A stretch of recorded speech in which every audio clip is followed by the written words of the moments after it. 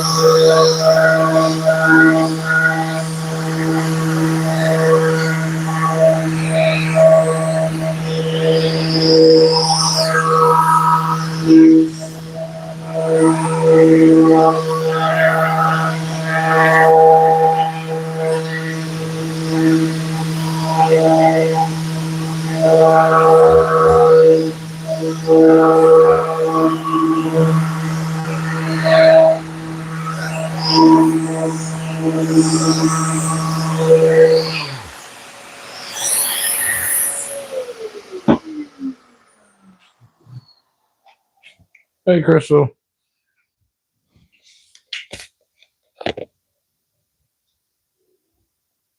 I'm currently live.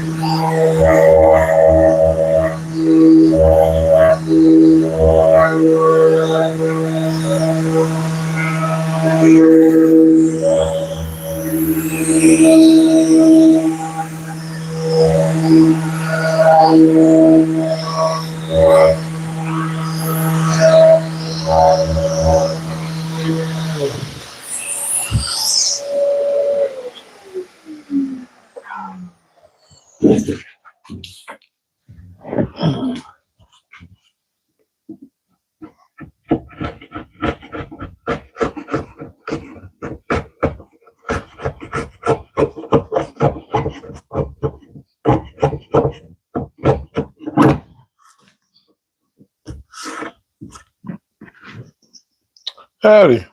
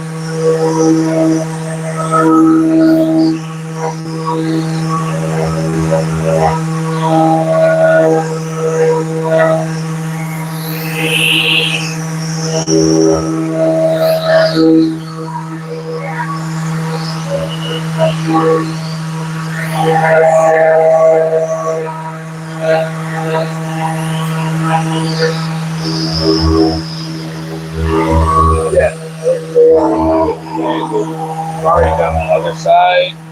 And again, with the sand stuff, you're going to sand all the way through the bricks. Hitting with 80 now, ultimately will be next. I might do 150 today, which is basic. You don't want to sand above 150.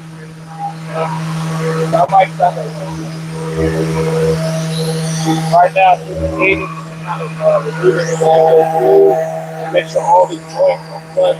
That's also why I'm actually doing the handles.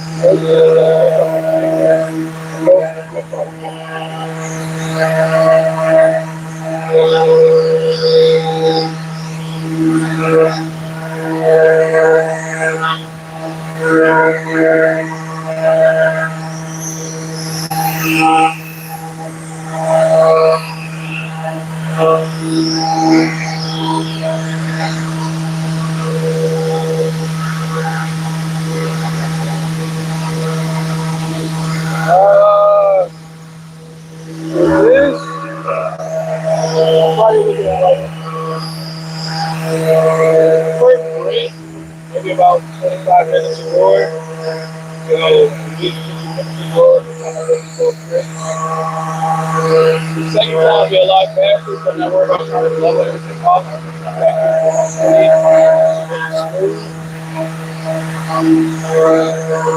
So the 120 connects to the other, like,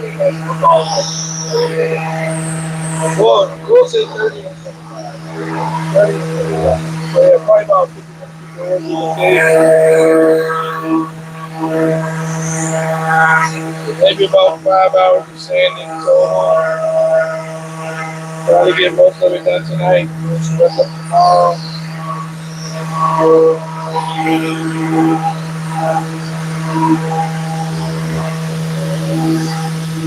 Yeah, so Where are my marker boards? I have marker boards for drawing though. I don't know where they are.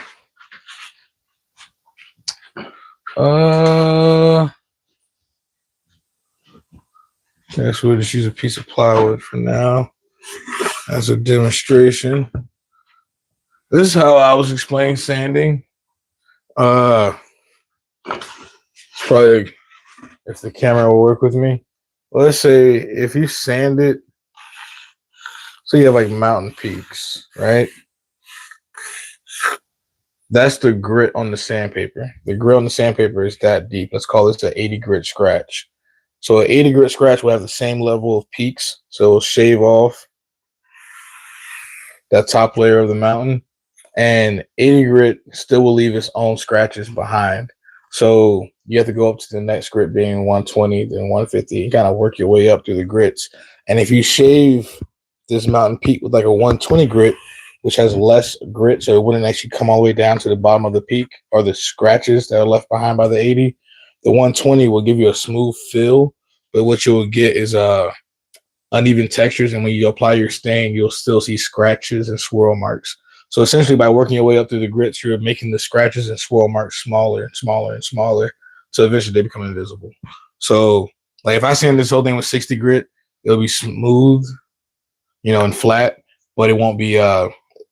When you apply your finish, it'll look rough. Or if I just skip straight to 120, 120 will take a lot longer to sand because 120 only tips at the peak of the mountains versus shaving down the whole mountain. So again, you got to work your way through your grits. You don't want to skip grits, so you can go from 80 to 120, but like 80 to 220 would be too big of a jump, and you'll spend a lot more time sanding, and you'll burn through a lot more sandpaper. So it's more efficient to kind of start low and work your way up. And yeah, so 2 grits, 80 grit will go through this pretty quick, but when I come back with the 120, it'll go a lot faster. It's pretty much related to, I think, the amount of grit on the paper and in a certain amount of space. It's like 120 grit might be 120 grits of X amount size over, I'm not sure if it's an inch or centimeter or what their spacing is, but it's the amount of grit located in the sanding paper. I think somebody told me once upon a time, like your hand is probably roughly about 500-600 grit. So like you can actually polish higher finishes with your hands roughly, just because you have a roughness on your hand and roughness. And yeah, again, I don't know exactly what it correlates to, like how much grit equals what, or is it again per square inch, per centimeter, or how any of that's actually like figured out. But that's how that works. But yeah, you want to go up through your finishes. I mean, your grits. Yeah, you probably could. Yeah, it depends on how rough your hands are. And I saw somewhere that again, yeah, like your hand is about 500 grit. So it really just depends on how rough your hands are. But like once you get up to polishing stuff, like once you actually apply like a polyurethane or something like that, you want to be sanding with something like 1,000 grit or higher. So you can actually not leave any scratches, but then knock down any dust nibs to get yourself a fine and smooth finish. But again, we're only getting this prep for stain because essentially wood again is porous. So if you sand too high with your grits before you apply your stain, you pretty much want to close off all the pores in the wood and the stain won't soak in, so you won't get your color. So again, you don't want to go too high.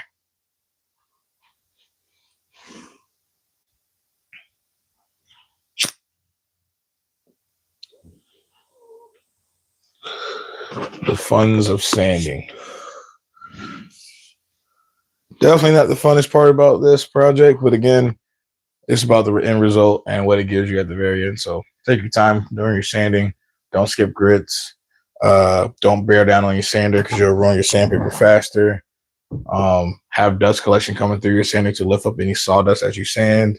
Because if you leave your sawdust on your material as you sand it, you're pretty much just digging in sawdust into your workpiece, and that's not gonna give you a smooth finish. So again, take your time, be careful, and you'll end up with a really good finish. Oh yeah, definitely not the most fun part of this project, but again, at least I'm not humping giant boards through the jointer, so it's not bad. It's not the most fun. Found you from TikTok, and I was interested in the table saw modular table. Looks amazing. Oh, you talking about my Palk style one that disassembles?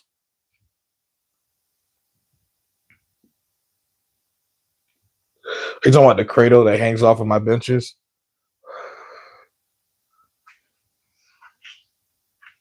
Yes.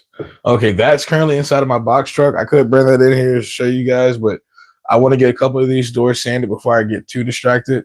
But that's actually currently sitting inside of my box truck. But I'm glad that you came over from TikTok. Everything here on YouTube, you'll find my long formats and all my lives. TikTok, Instagram, and Facebook typically get all my shorts and all my reels. YouTube, again, is where I kind of spend more time with you guys. I've already done it as a short. That's probably how they found me. And thank you. I think the doors, again, they're coming pretty awesome. My goal is to at least have like 4 or 5 of these sanded. Thank you again. I greatly appreciate it. I think you're like the second person to actually migrate from another platform, so I greatly appreciate that. Helping out all the other channels, so I appreciate again all the support.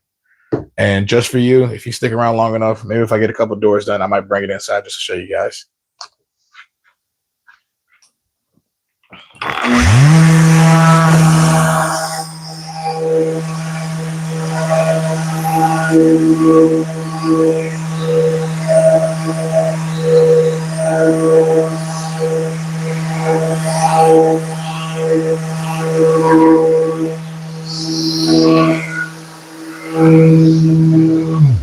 Also, I want to go ahead and point out, not everyone has to buy a Festool sander, but what I would recommend is if you don't get the Festool sander, definitely buy a Festool dust hose, because the biggest benefit to this is the sleeve on it. Even if it's not Festool, you want a sleeved hose, because as I grab my sander and pull it across my bench, I can do that. Most other hoses have the ribs in them and they get caught on the bench. So sanding or any type of operation where your tools are going to be moving, like even a track saw, sander, pretty much anything, any handheld tool that's going to be moving, having a sleeved dust hose is huge. I can actually show you guys how annoying that can be.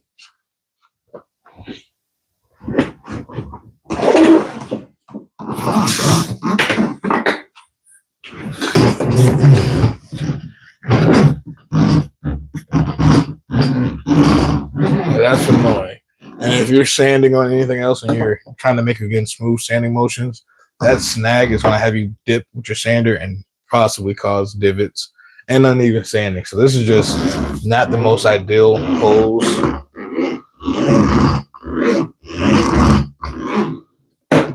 That jerking motion while you're sanding just isn't any good for your product. So definitely recommend getting a sleeve hose. Festool isn't the only one that makes them, but Festool just has the most common one.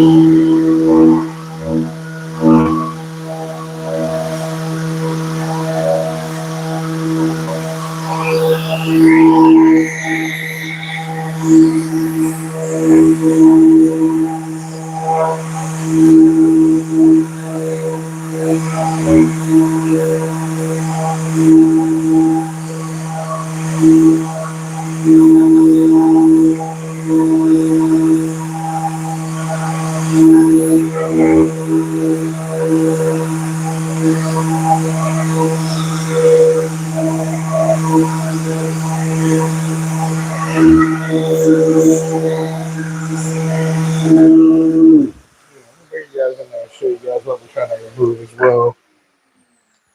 camera probably isn't close enough for you guys to see. There's still some glue residue left on the doors, and that is what we're sanding off. And then on some of them, there's a slight lip. So we're currently sanding all of those flush and trimming the doors to the actual, not even actual size.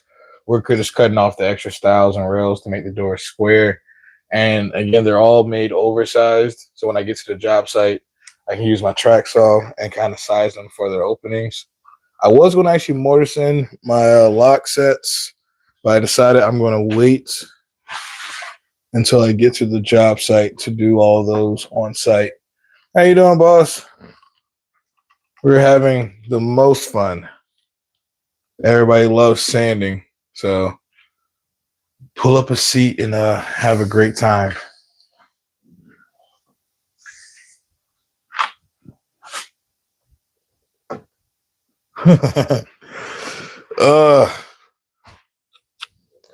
One of these days when I get rich, I'm gonna invest in one of those giant 36-inch wide drum sander contraptions that do it all.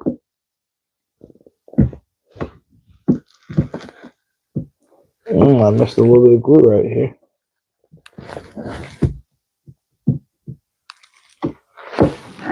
Also, heavily recommended if you guys didn't catch the stream yesterday. Always wipe off your glue after glue ups. Just save yourself the hassle. Don't be like me. Don't be lazy.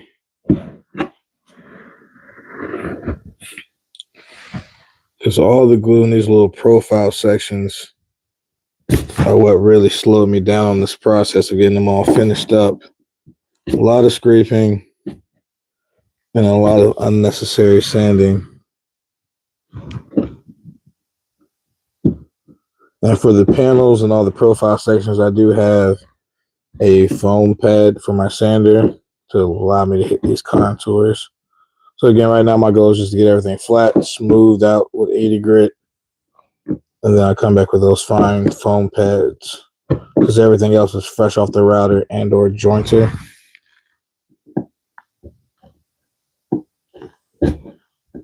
I mean planer. Like the panels and everything else, they're already smooth.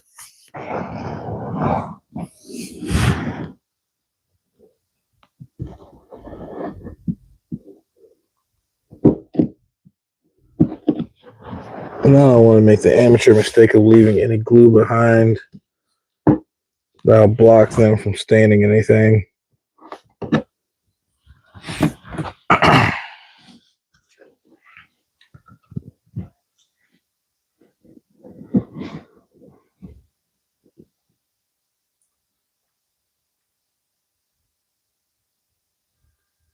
Yeah. Again, I normally will wipe them off.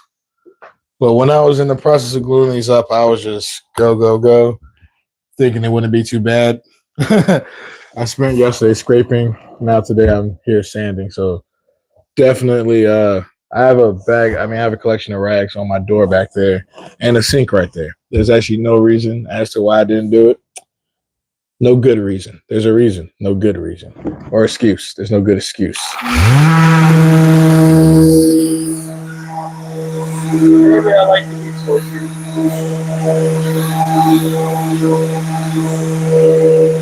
Finishing is like my least favorite part about working. I need sanding.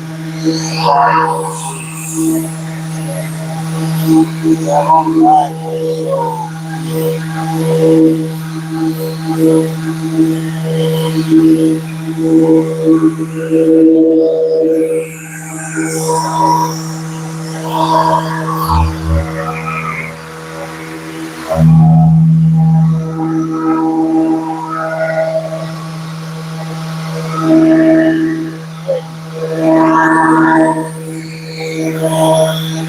Yeah, for the one main army. You think I'd be rich? I'm always on bed fucking soldiers. Should be fine.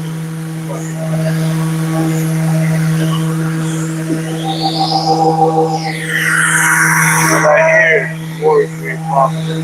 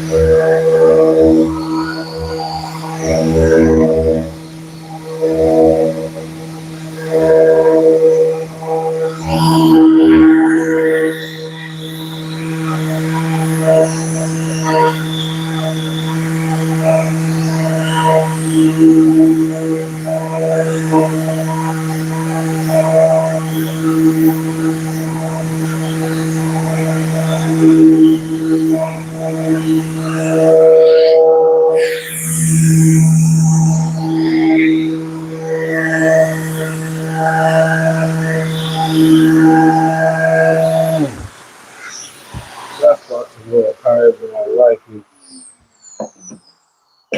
Can I get this over here without dropping it?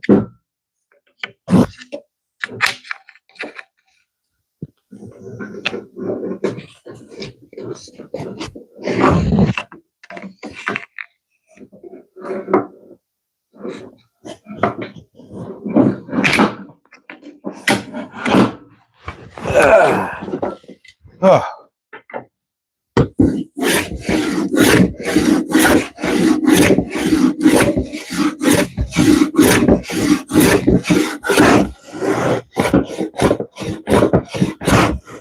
Let me do a clamp on this.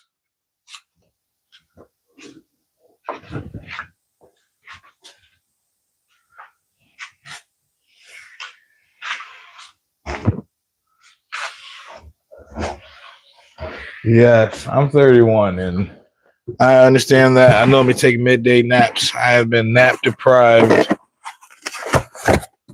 for a little more than 2 weeks now.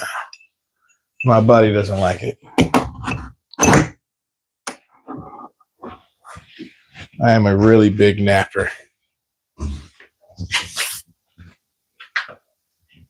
Probably needs a second clamp if I want it to stay there.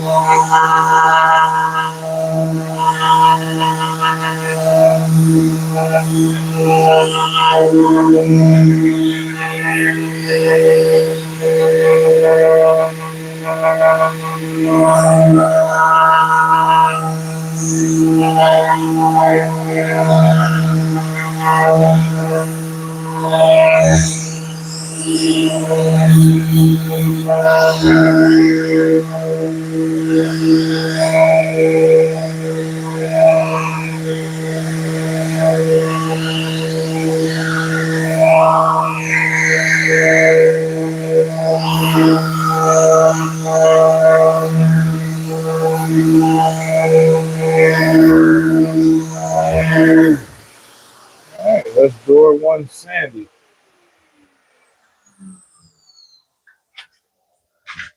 I think I like torture. Again, I'm pretty sure that's why I stay up so late. Might be my jam. Just didn't know it.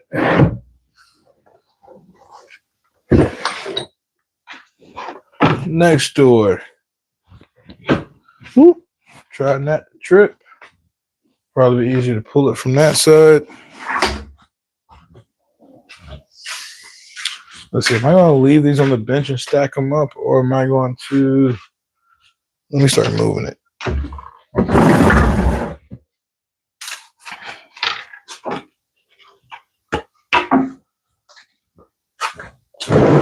so much lighter without all the clamps on them.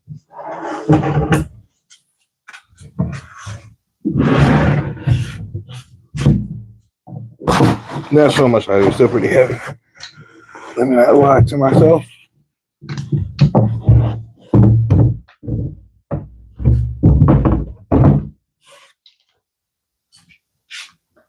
Again, I'm not 100% sure. I know the client, he has walnut doors on his front and back. So I'd imagine a walnut stain. But my painter is going to be doing that. So I don't really know the details on color.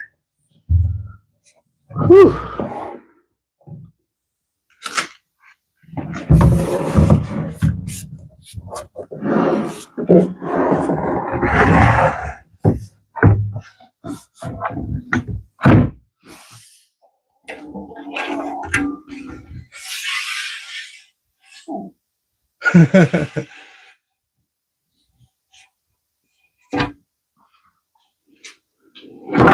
Everyone's done it once or twice while lifting something heavy. I think in my youth, it was carrying a bunch of deck boards to the backyard. I wanted to show off. Grabbed a few more than I should have.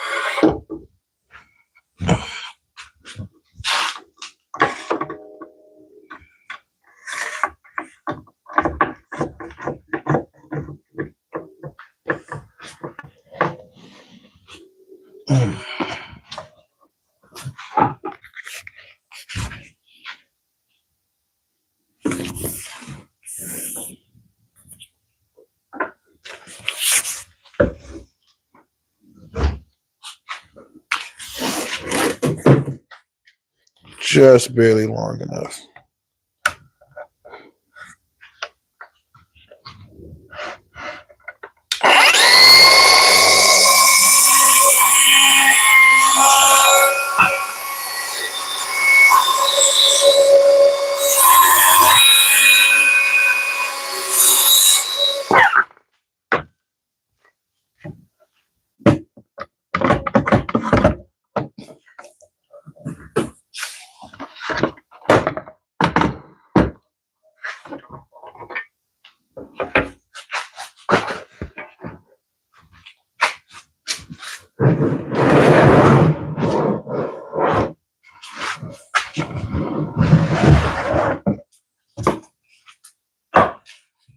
Definitely, I've had this in here for probably about a day and made my first cut this morning. Definitely worth having.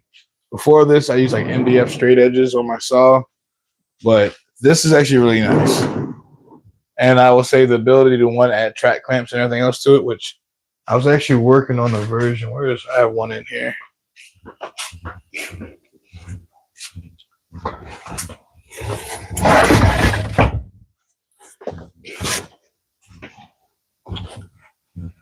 Because I like to make stuff, everybody makes the standard saw guide that you can just drop on and cut with.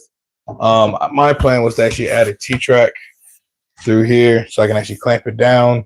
And then I was going to make a wooden rail square, and I have one that's like 4 foot, one that's 6 foot. But I wanted the ability to bevel because for doors on the strike side, you want like a 1 to 2 degree bevel on this part so it actually closes properly. Can't put a bevel on any type of DIY saw guide, so opted for the track saw for this one job. Finally had a reason where I figured it was time to pull the trigger. And I just forgot I hooked up this the dust extractor, but I forgot I don't have the remote, so it's not automatic. I was debating on the Festool track saw strictly for that reason. But I have no interest in any of the Festool's battery tools.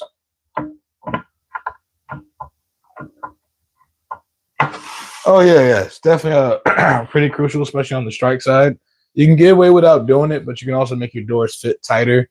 Because you want to make sure again, because the door's gonna be pivoting, you want to make sure you have clearance for it to actually close. So if you throw that 1 to 2 degree bevel on the strike side, your door will actually be able to close. You get a tighter fit. You have the 1/8 inch margin all the way around, and your door won't bind. So good to know. And the track saw is definitely the best way to do that. I typically actually come out with my electrical hand plane and actually do it that way, which is time consuming considering the number of doors, the cost that these doors would be if I fuck anything up.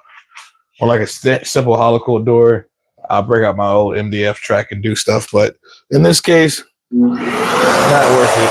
Buy the track saw.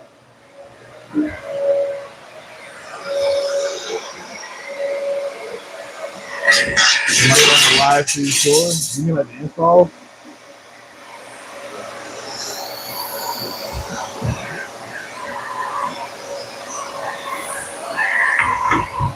We actually were going live to the install.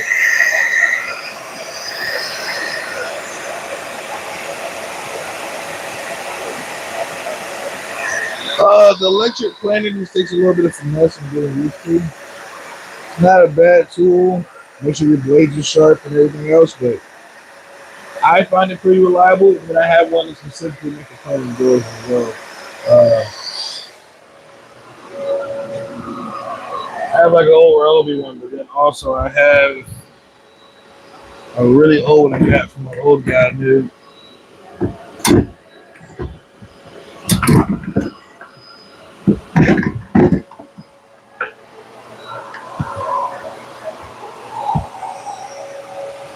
The fences on the side can actually be angled.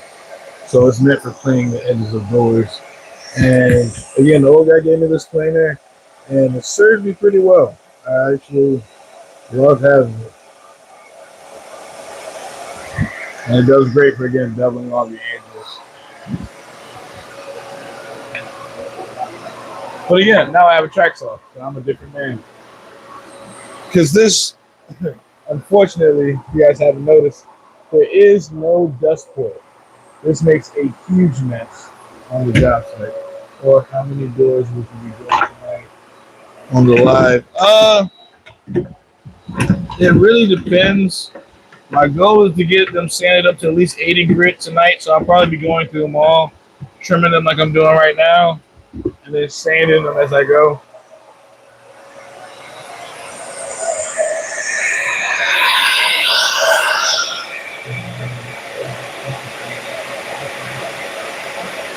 They do.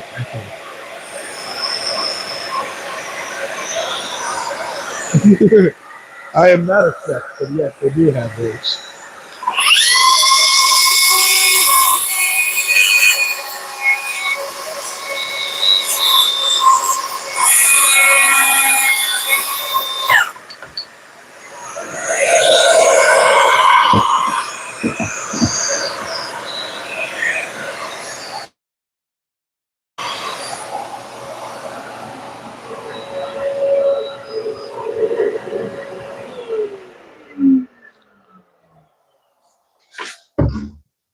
And now that I have this, I'm definitely going to have to buy the Festool remote because, again, unlike because I don't have the Festool track saw, the vacuum does not come on whenever I cut this on.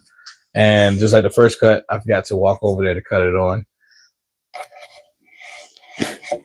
And again, I could have gotten the Festool track saw. I was comparing the prices and everything else, but if I had to get into a battery platform, because I think Flex again is leaving Lowe's, I'd rather have to start buying Milwaukee tools than buying like Flex drills and not Flex, but Festool drills and stuff. Oh well, in that case, yeah, you don't have to be super precise in the apocalypse case. You can kind of cut stuff with anything at that point. Any saw will do.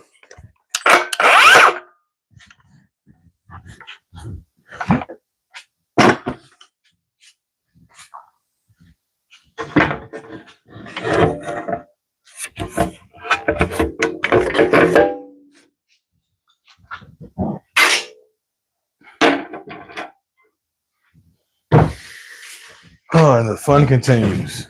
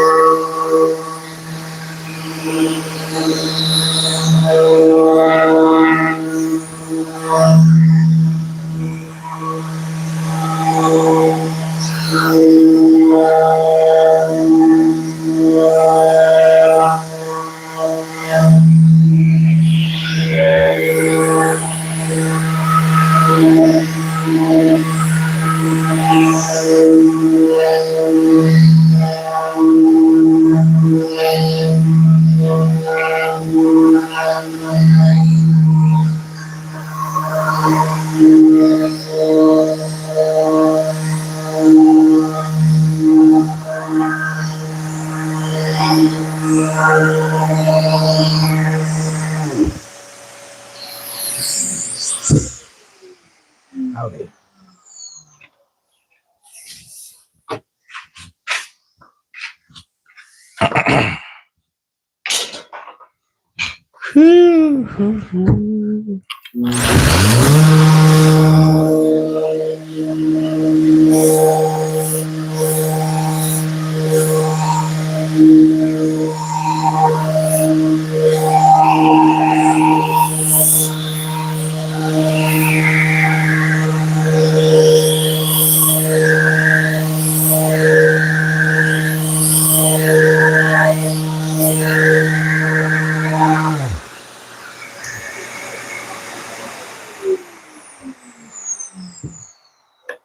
Hmm.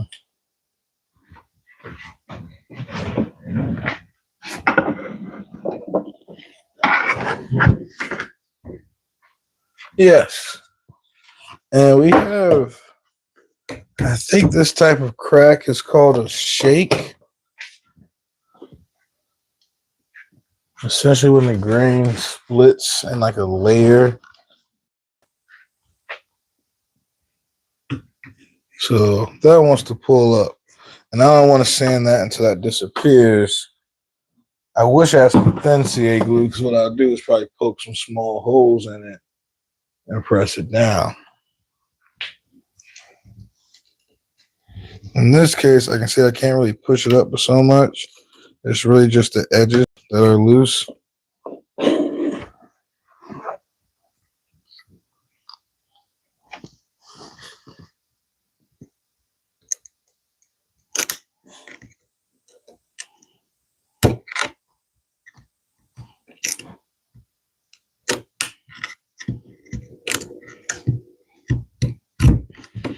This is actually my first time dealing with one of these shake cracks.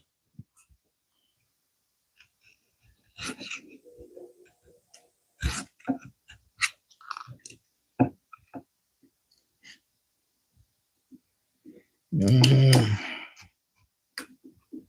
Mm.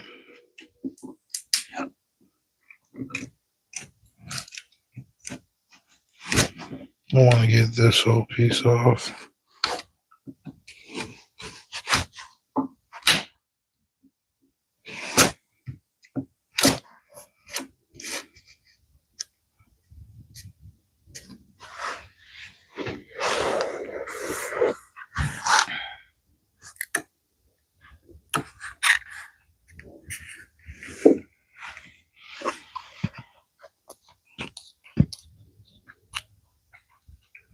I have an idea on how to fix it. A solid one? I wouldn't call it a solid idea. More than likely, I probably should actually take something real thin.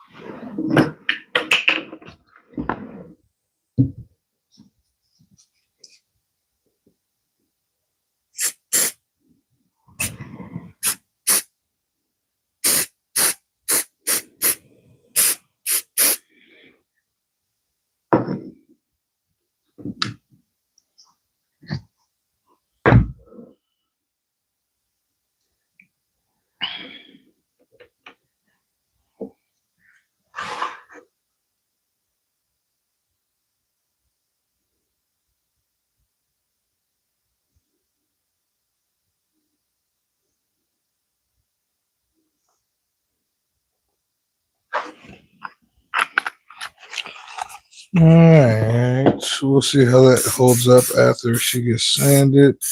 Let's see if I get like that hollow tap sound.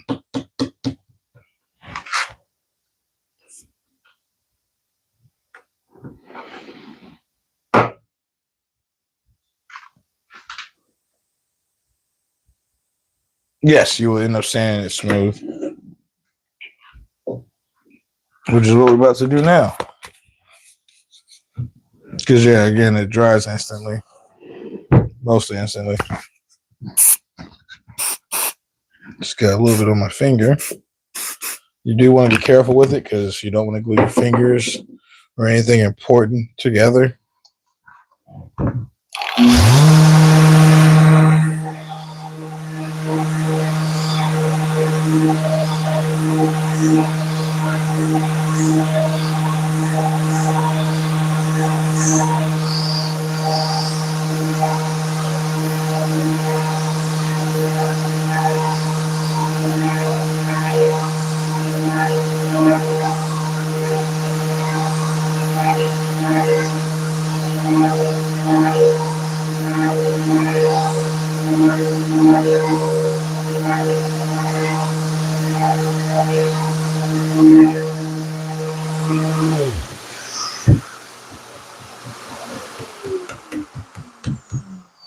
Yeah, probably needs a little bit more filling, but that'll do it.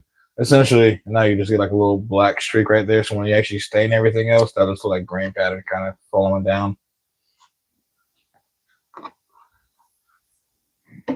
That will do. Well, there were a few air bubbles, so again, after your first fill, you want to check for those because you don't want to have any little holes or spots after taking the time to fill this.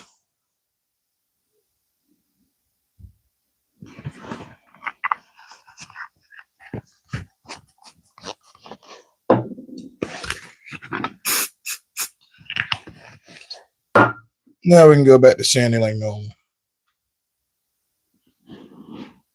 Hey, it's a simple enough repair. Again, versus having to shave or take all that back and then go back in with like epoxy, it takes about 12 hours, depending on the type of epoxy you're using for it to dry. So I had to build some type of mold or dam it up right here to make sure it doesn't flow anywhere and go through that whole process. CA glue for small cracks and knot holes is definitely the way to go. And I typically go black.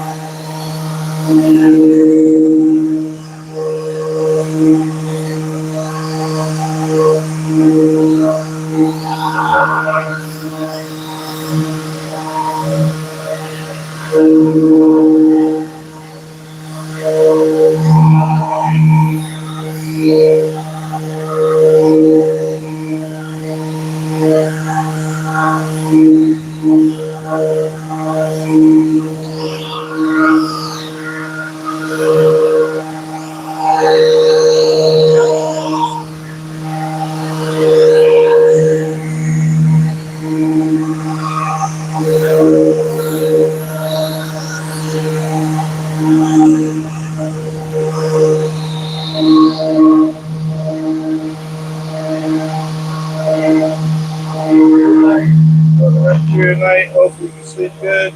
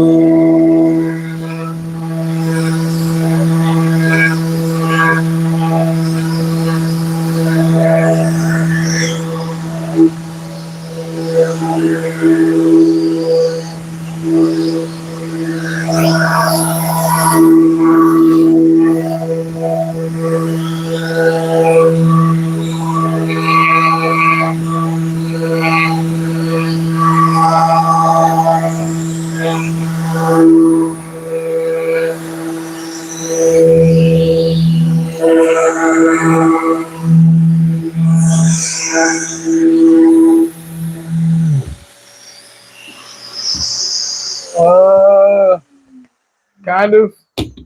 I'm a general contractor by trade, but my company itself is New World Carpentry Solutions. So again, we do everything from kitchen and bathroom remodels to custom built-ins and bookshelves. I would say my workflow though might make up maybe 35-40% of shop work, the rest of it on site. You know, whether it's LVP flooring, cabinet installs, etc. Um, but again, like I spent like the last month working on doors, and the month before that, I was doing a garage conversion where I was framing walls and doing LVP and setting doors. So my workflow's again about a healthy mix. Hopefully, I get more in shop work coming up. That's my game plan, to try to shift more towards shop work as I get younger in years. Hopefully, that answers your question.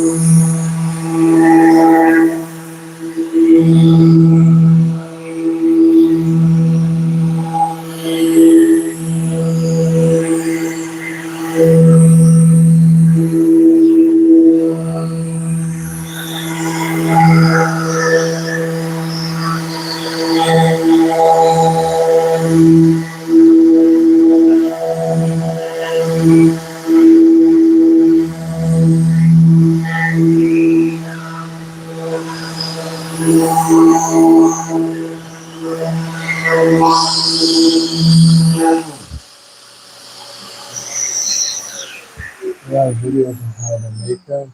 Uh, I would say as far as door builds, I have 3 on the channel. 2 of them are pretty old, so I wouldn't really follow those. But I do have one that came out probably about a year ago. I built a set of solid mahogany double doors for a client.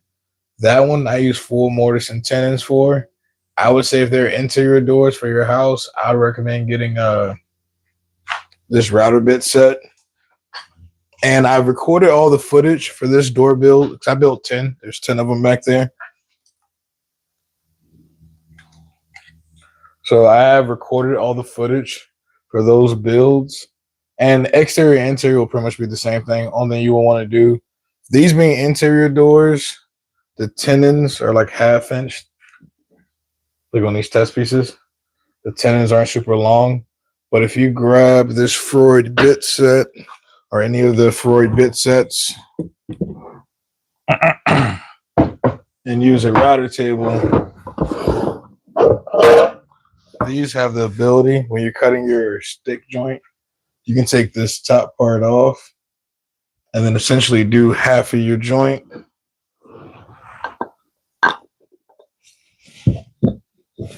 So that cuts your standard cope or your stick. But if you want to make it deeper for a full tenon, you take the top section of this bit off, and then you'll just keep moving the fence back, and essentially you'll just keep cutting this deeper and deeper until you get your tenon length. And pretty much you have to, once you take the top bit off and it's no longer going up against the bearing, because I think you slide the bearing off as well, and you're just using the cutter head on the bottom portion, so you can cut the tenon even deeper. And then all your style pieces, you just have to mortise in mortise out a section for your tenon. And if you don't have one of these, I would highly recommend it. This is just a hollow chisel mortising bit. And again, this is for exterior doors. I would get a hollow chisel mortising bit if you want to go full tenons. But there's another option. If you do not want to do full tenons, you can get a router bit set like this and cut your 1/2 inch tenons. And what I'm going to do for my interior doors, you don't really need it for interior doors because, again, there's glue surface all inside of that joint right there. And once you clamp it up, I've seen plenty of interior doors that have held for over 60, 70 years with just glue on a short 1/2 inch stub tenon. But what I like to do is afterwards, I'll come back through here and drill a hole all the way into this board, and then I'll run in some dowels. So that's another option. If you're doing exterior doors and you can't do full mortising tenons for whatever reason, you can't get a hollow chisel mortising bit, or you don't want to go buy a router bit set, you can just do a standard dado, make a craftsman style door, which is a dado, no profiling or anything in here. Do flat panels and make it more sturdy, make your dado at least 1 inch deep. Your tenons will be 1 inch, but then you can also take, again, a dowel going in through your rails. I recommend it for your top and your bottom rails because these are going to be what actually holds the weight of your door. But if you want to throw dowels in each one of your rails, it'll just reinforce it.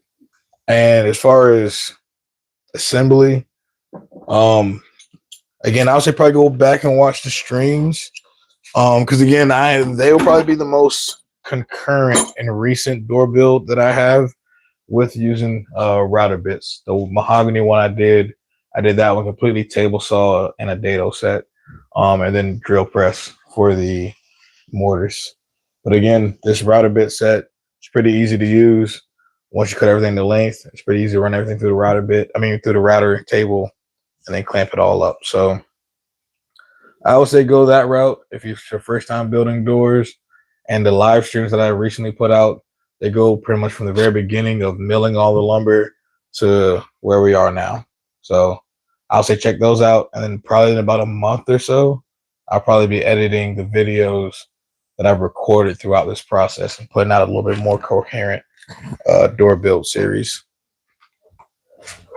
Or you can go back and check out my older one where I built the mahogany door. That one's pretty decent. And the doors themselves are a little bit more extravagant. Those ones were exterior doors that were 1 3/4. These are 1 3/8. We made this out of ash. The other one, again, was solid mahogany.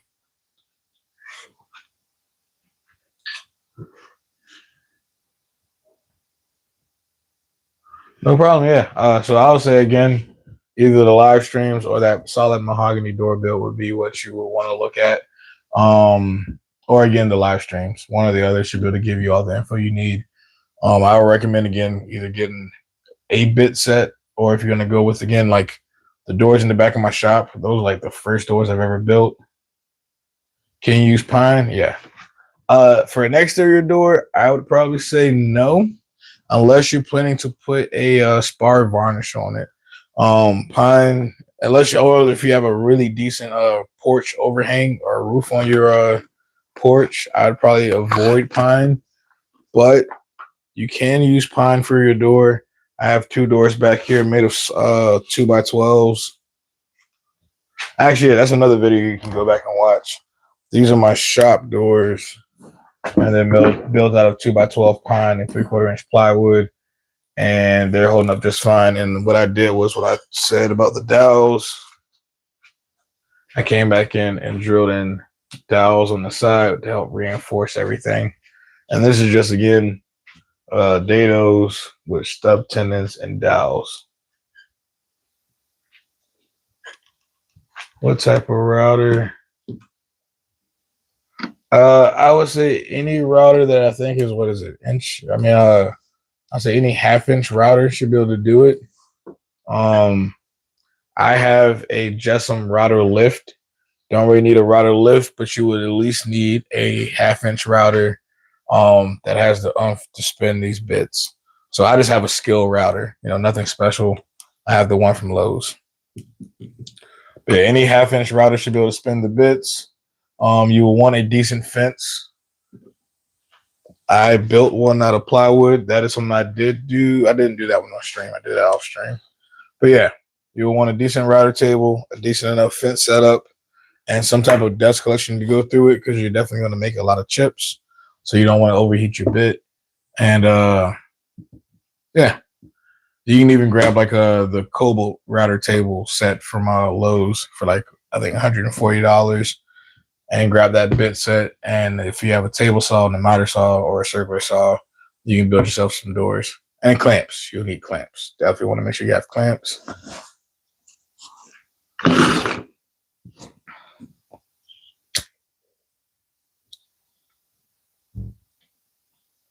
Any other questions?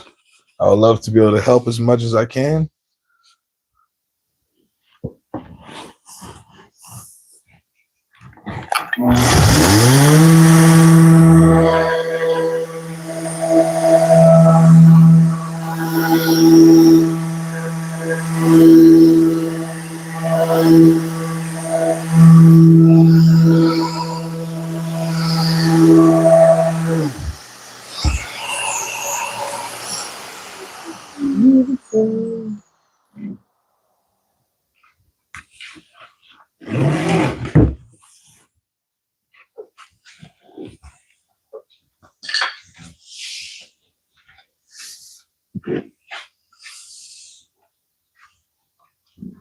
The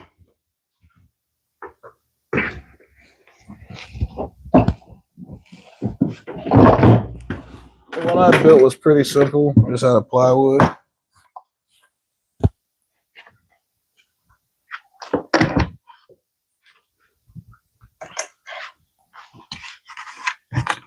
With the adjustable, fence up front. I added T-track so I can run feather boards and stuff in it.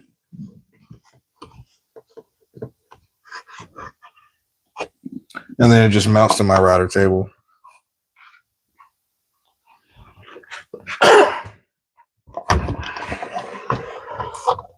But again, you can use any fence.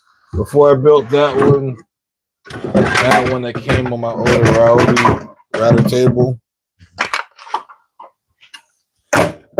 So you can go grab that Cobalt router table from Lowe's if you don't currently have a router table, and be perfectly fine to move forward. I did change out my fences. This is AZAC, just because I wanted something better on this Smelby router table. I think originally the fence was MDF.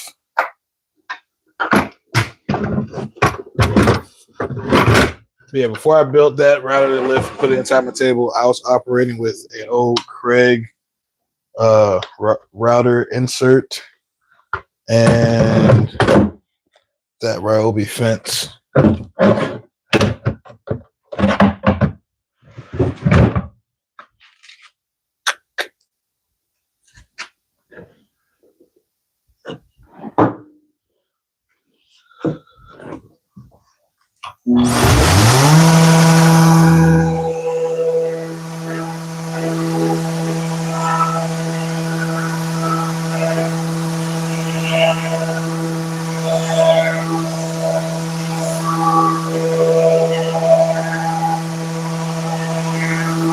Definitely do, yeah. If you don't have a router table, the Cobalt one is a good one to start out with.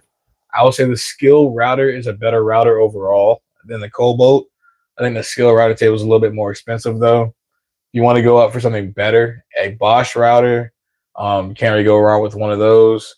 And if you want to do a buy once, cry once, and you want to avoid having to get a router lift as well, the Triton is a really good router. It's plenty of power in it, and it already has the piston gear, not gears, but I guess linear rails on the router. So it actually works really good for a router table if you want to get one specifically for your router table. Costs a little bit more. You still have to again get either an insert, a Jessom lift, or a Craig plate or something, or make your own. But the Trident router would be, if I had to go do it all again, not buy a router lift, I'll probably buy the Triton. But again, if it's your first router table, you never use a router table, you don't want to invest too much in it, I recommend the Cobalt or the Skill router table from Lowe's, and you won't really have any issues getting it started. They come with legs and everything else, so you can throw them on your bench top, clamp it down, screw it down however you want it to, and it comes with a fence. It comes with a router that's strong enough to spin those bits, And I would just say go through the milling process of getting all your material flat, square, and then you can cut everything to length, and then you run everything through the router. And after that, it's just gluing everything up. It's a pretty simple process. You end up with a bunch of Lego pieces. You end up doing all of your rails, and then with all your styles, and then you just clamp them all together. So if you're doing a 36-inch door, you figure out how wide you want your styles to be. In this case, this router bit leaves a half-inch stub tenon. So if your styles are 4 3/4, you add that together, which is 8, 9, 9.5 inches. That 9.5 inches, you then need to minus the half inch for your dado. It's going to be on your styles. So it'd be an inch. So the 9.5 inch for both of your styles together will end up adding up to 8.5. 8.5 minus whatever your overall door width is. Let's say it's 36. You would then need a 28, 27.5 inch rail. So you'll mill up all your material to whatever width you want it to be and cut all of them to 28, 27.5, and then you just run everything through the router table. So the process sounds really simple. It just depends on how many doors you're doing, what equipment you already have. Do you have a planer? Do you have a joiner? Are you buying S4S lumber?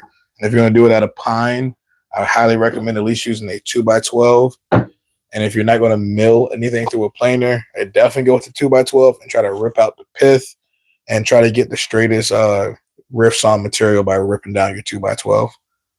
Will give you the best results. The shop doors I built in the back, again, I bought 2x12s and tried to find the riff saw and the quarter saw material out of that 2x12 to get the best stable grained pine pieces I can get.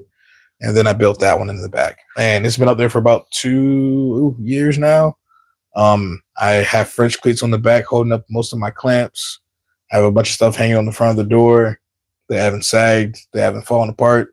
And they're working just fine. So you can build a door out of pine. Again, when it comes to do you have a planer? Also, yes, I would highly recommend having a planer. If you don't have a planer, I would say you can go with pine if you don't have the ability to mill lumber. But again, when it comes to pine for an exterior door, unless you're painting it, I would probably recommend going with like a spar varnish for your finish. Unless you have a really good overhang on your front porch and your door is never going to get wet. But the sun is going to beat the crap, so I would go with a spar varnish and then at least 4 coats of that. Make sure you get the bottom of the door. Make sure you get the tops of the door so none of the end grain soaks up moisture, and you'll be fine. Just how long would it last? That really just depends on sun and weather conditions in that point. But I would highly recommend having a planer. Once you get into the ability to mill your own lumber, you don't need a joiner right away. I would definitely say having a planer gives you the ability to use hardwoods because pine is an option. But again, if you want to use something cheap, poplar would be the best option over pine. They're going to cost you about the same. You won't have knots. You'll get more stable material, and poplar's a dream to work with. So if you're trying to make the cheapest exterior door, poplar will probably be the answer. The next cheapest hardwood would probably be like either red oak or ash, depending on your area. Yeah, no overhang. I would definitely recommend a spar varnish or multiple coats of a really good exterior paint if you're going to go with pine again. And yeah, without an overhang, I would go with paint and then a spar varnish on top of it just to protect the door as much as possible. And it's going to be a lot of sanding. If you don't have everything planed and milled to the proper thickness, or make sure that none of your boards are cupped or bowed, you have to go through pick the best 2x12s you can find if you don't have a planer.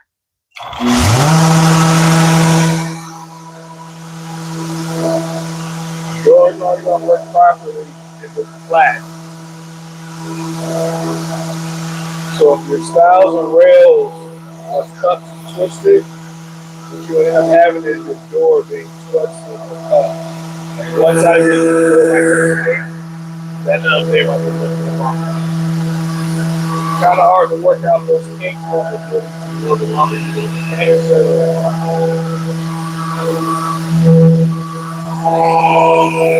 I don't know where you live at. I'm pretty sure it's a lumber yard nearby you. Even if you don't have a plan, you'll probably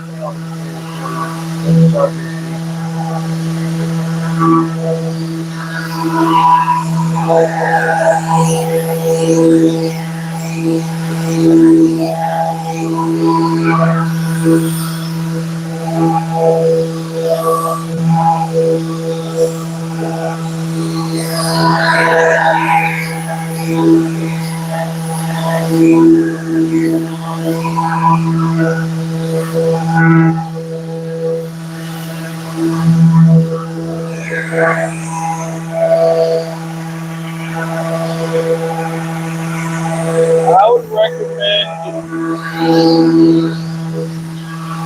the wall planer. The cost is one of the best budget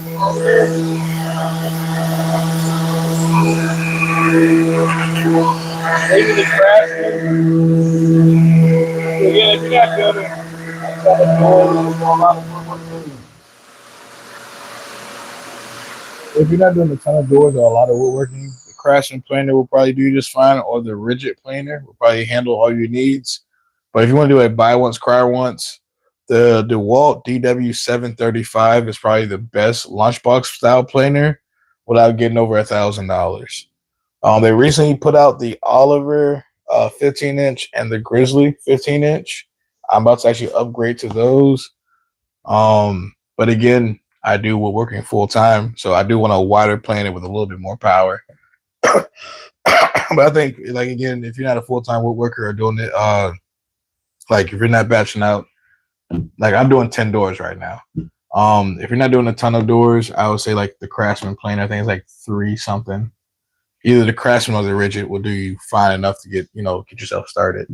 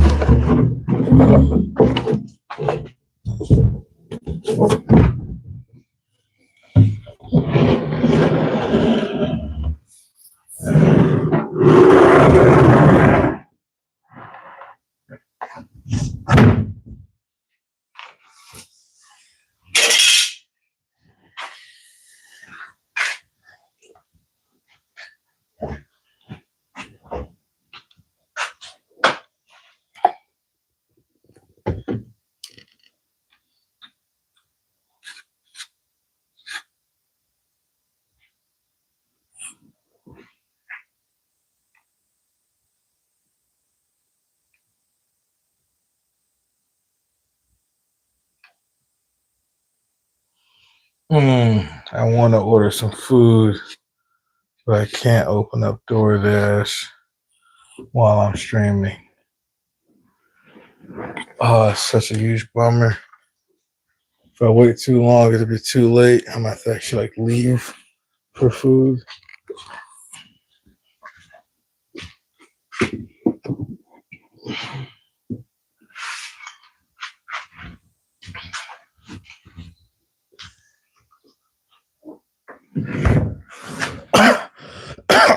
All right, door number 3 out of 10.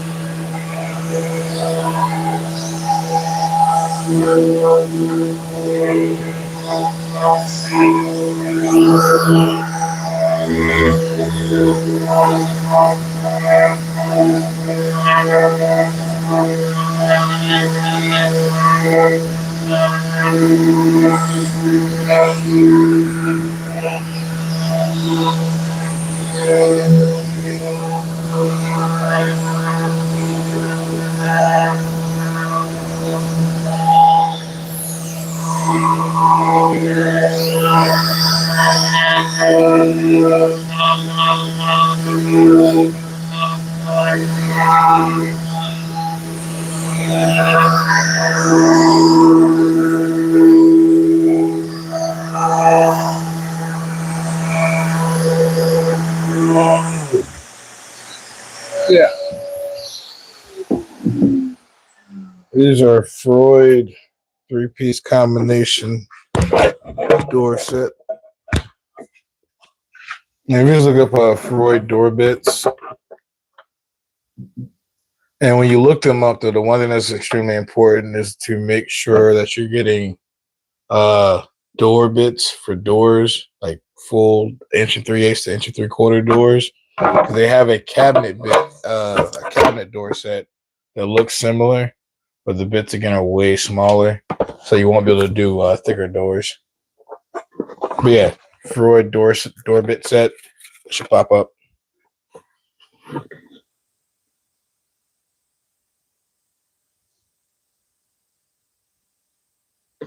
There's not really like a name that you can specifically Google up here, but again, Freud door bit set. Type in the 3-piece set, it should pop up. No problem. But yeah, make sure that you get the one for actual doors and not the one for cabinet doors. I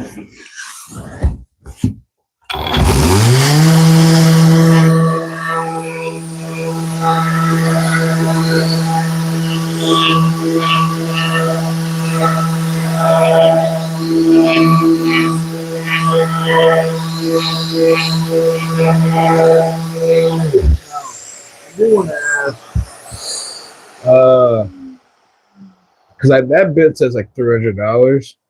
If are you a woodworker, aspiring woodworker, hobbyist? And then my next question is, why are you building yourself a front door? Is it out of, I just want to build yourself a door, or you're a new upcoming woodworker and you just kind of think a door would be a cool project? I guess what is leading you to want to build your front door? Only reason I ask is strictly because if you're trying to save money, I would say building your door would not be cheaper, just because once you buy the bit set and a planer, etc., spend more than like a door from Home Depot. And I don't really like the fiberglass or metal doors. I prefer wooden doors. But if you're going to build it out of pine, it might be better to have a fiberglass and or a wooden door, because it would last longer unless you know how to put the finish on and maintain the finish. And even with it being pine, I'm would be more worried about it cupping or boring, because of the sunlight and everything else is going to be beating on it. So just a few questions, again, where you're trying to aim to save money, where you're trying to just get experience, or because I would say, like, if you're looking to build something as your first project, I always recommend coffee tables and cutting boards. And coffee tables, you can make one pretty nice out of pine. You can do end tables and nightstands as your first project. It's probably one of the, if you want to get into like building furniture, because cutting boards are just gluing stuff up and planing it down. But you can take some pine and actually make a nice piece of, furniture, being an end table, nightstand, coffee table. I've done some faux live edge stuff with pine before. Came out pretty nice. So like you can actually make, a very nice project out of pine. But when it comes to a door, I would almost say, especially an exterior door. Interior doors, pine. I wouldn't say it's an issue. But because it's an exterior door, again, unless you're really protected with your finish and everything else, I would almost say getting one from Home Depot might be better.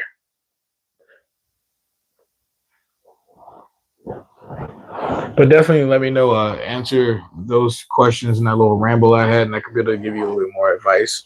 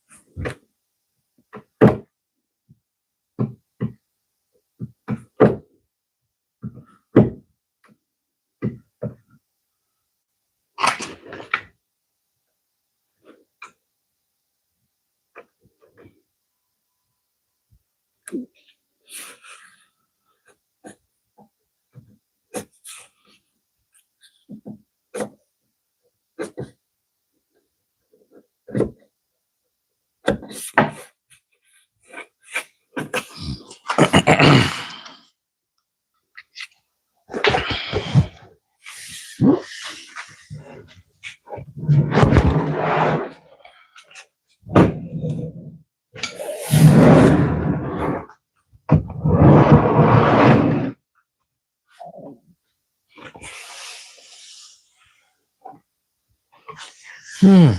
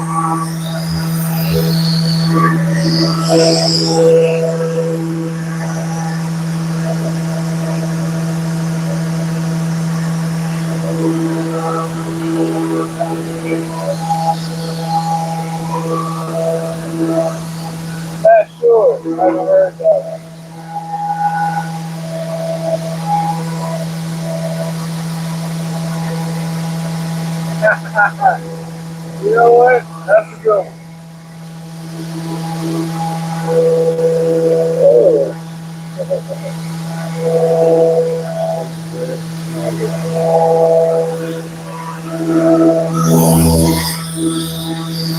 That's a good one. That's a good one.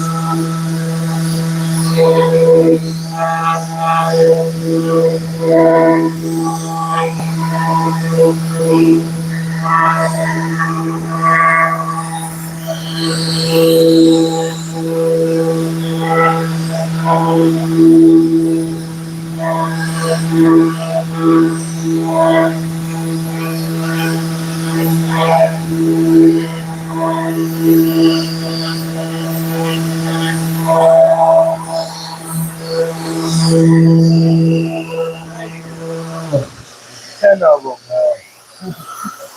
I have 10. The 10 interior doors that we just finished putting together. And now we're sanding, track sewing them, and getting them ready for install on Thursday.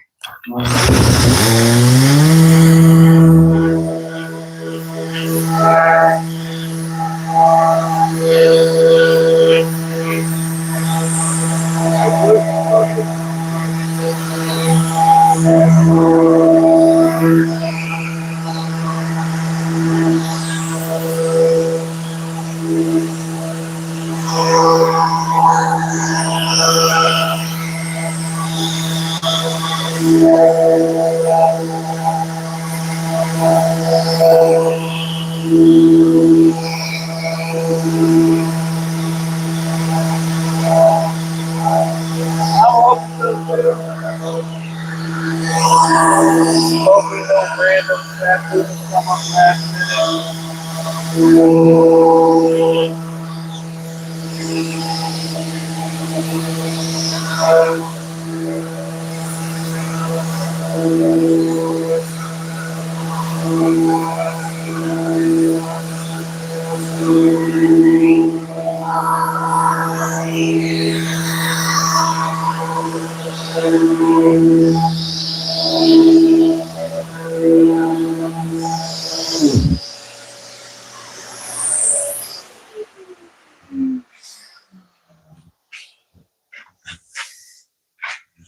Hmm.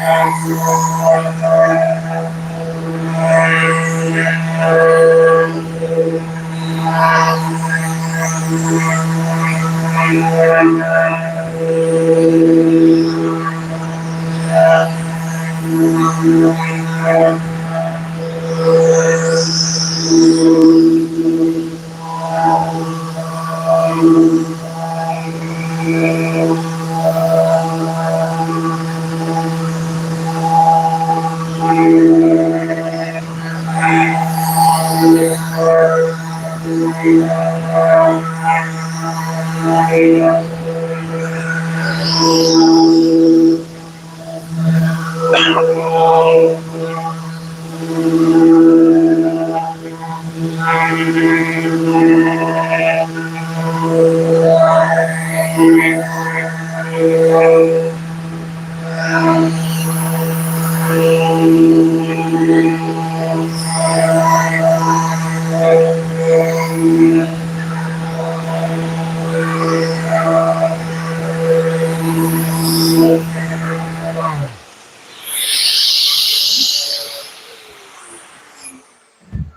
right, door number 3, trimmed and sanded.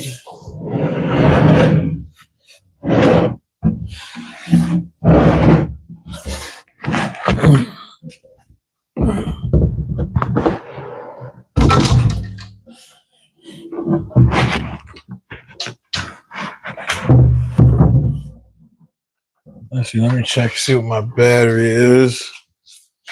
Let's see if I can keep going live for the rest of these. Or do I gotta call it?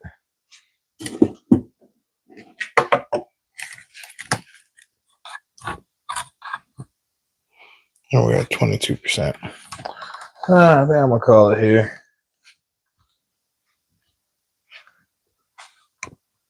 We have 3 down, 7 more to do. Probably get finished up tomorrow.